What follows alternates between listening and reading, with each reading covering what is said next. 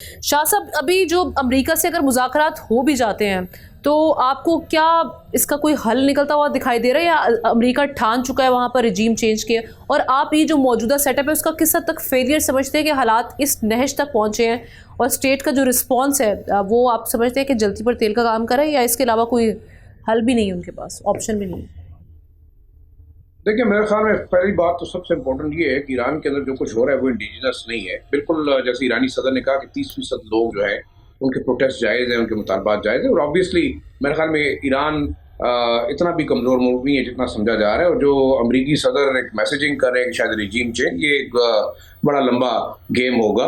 तकरीबन आप अंदाज़ा लगाएं, कम अज़ कम 3 से 4-5 मिलियन तो आपके IRG के लोग हैं, जो कि फुल फ्लेज आप समझते हैं कि रेवोल्यूशनरी गार्ड और ये ओवरऑल इतना आसान काम नहीं कि आप आधे करोड़ आबादी को मारेंगे या तमाम रिजीम को मारने के बाद जो आप हैंड ओवर करेंगे। What is the choice?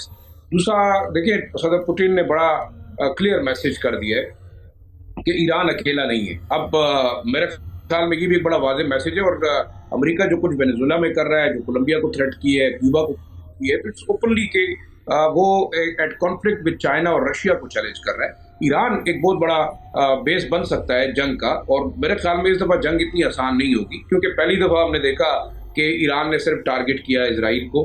इस दफ़ा अगर अमेरिका डायरेक्टली इन्वॉल्व होता है और हमला करता है, मेरे ख्याल में जो इर्द गिर्द के ममालिक हैं, चाहे कतर है, चाहे UAE है, सऊदी अरब है, वो शायद इस मामले से दूर नहीं रहेंगे। इस कॉन्फ्लिक्ट की तरफ मैं समझता हूँ कि ईरान की जो रिजीम है, चाहे वो जितनी भी कमज़ोर हो, बिल्कुल, लेकिन एक चीज़ है, मर्ग पर अमेरिका का नारा अभी भी मौजूद है। वेस्टर्नाइज माइंड के थोड़े बहुत लोग ज़रूर होंगे। अब जो शाह ईरान के बेटे हैं, उनको कितने लोग सपोर्ट करते होंगे? 2%, 4%, 5%, क्योंकि उनके वालिद साहब की जो हुकूमत थी, इससे ज़्यादा टायरेंट हुकूमत थी, और इसी तरह जबरी हुकूमत थी, उसमें भी कोई लोगों को सुकून हासिल नहीं था, बल्कि अशराफिया जो है ना वो रूल करते रहे।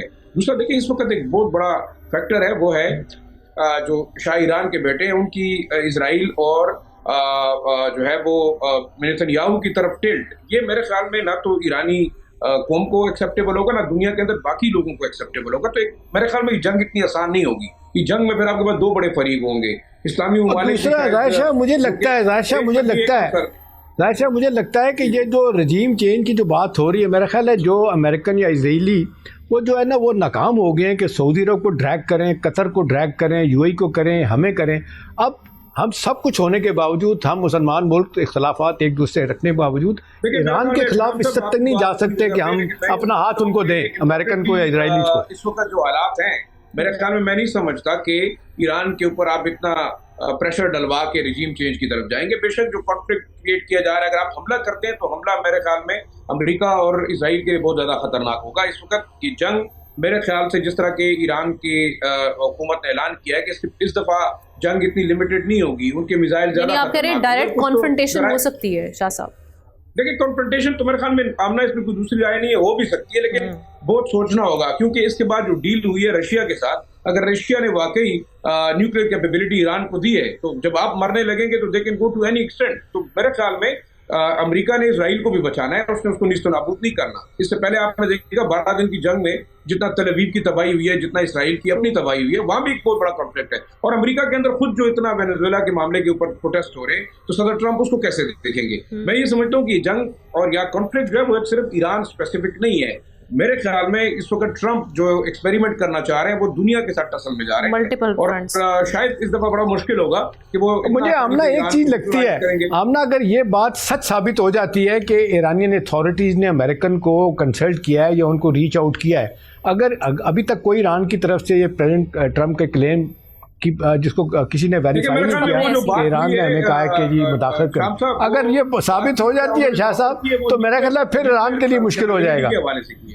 जी मेरे ख्याल में इस इख्तिलाफात के हवाले से या फसादात के हवाले से तो कोई बात हुई नहीं है। अगर आप देखें, इंटरव्यू देखें उनके फॉरेन मिनिस्टर का, तो वो था कि हम अमेरिका से न्यूक्लियर जो उसके हवाले से न्यूक्लियर डील के हवाले से बात हुई। तो मेरे ख्याल में शायद मीडिया मिस इंटरप्रेट कर रहा है, क्योंकि इस वक्त आप देखें जो इल्ज़ाम लगाए जा रहे हैं, इसमें तो कोई दूसरी राय नहीं है कि ईरान के अंदर जो कुछ ये आर्म्ड स्ट्रगल शुरू हुई है, उसमें तो अमेरिका, मोसाद और जो तकरीबन इवन कहा जा रहा है कि इंडियंस और अफगानी भी इसके अंदर मुलविस है। तो अब देखना ये होगा कि अगर इस म्यूटनी को वो जो है ना वो क्वेल डाउन करते हैं, तो फिर क्या मामला होंगे? बिल्कुल ऐसे। और खामनाई साहब की जानिब से एक जानिब हम अगर देख रहे हैं कि अगर सिर्फ निगोसिएशन जनरली होती तो फिर हम ये ना देखते कि इतना सख्त किस्म का उनकी जानिब से ट्वीट सामने आना जिसमें उन्होंने सदर ट्रंप को तशबीह दी है नमरूद या फिरौन से, और साथ ही साथ निगोसिएशन जो हो रही है वो उन्होंने क्लैरिटी जैसे आप शाह साहब भी दे रहे हैं कि वो न्यूक्लियर टॉक के हवाले से कहा जा रहा है कि इस हवाले से बातचीत हो रही है।